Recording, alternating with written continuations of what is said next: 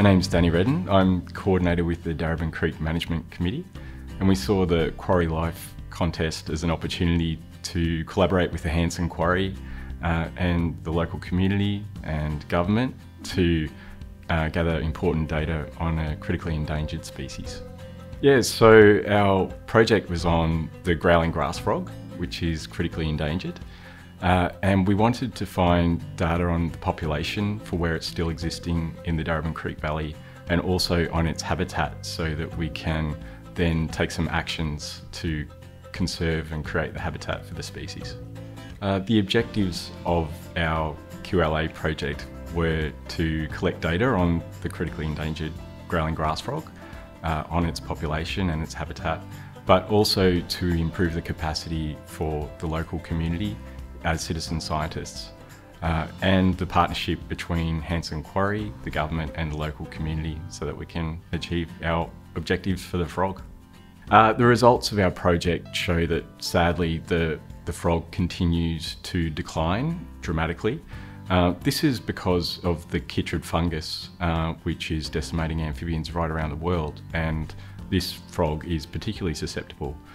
Fortunately, however, the quarry pits provide the ideal habitat because it creates a series of pools that the frogs need to disperse, but also the brackish nature of the bore water is the chytrid fungus is intolerant of that, so it's actually a bit of a refuge for them. In the future, coming up next month, we'll have the citizen scientists out doing monitoring for the frogs again, and also extending that to eDNA monitoring for the chytrid fungus and mosquito fish, which is a predator on the tadpoles of frogs.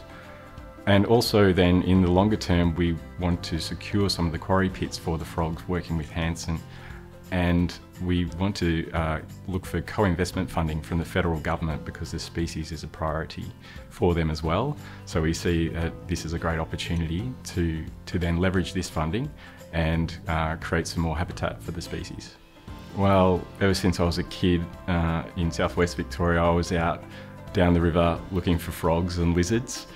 So I've always been attracted to nature and to our wildlife. I think, you know, in the West we call this biophilia.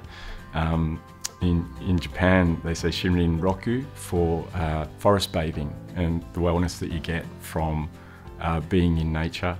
But I particularly like First Australians' notion of connection to country. So I think everyone sort of needs that connection, even if it's on a subconscious level. But I feel very fortunate that I get to do this for my work.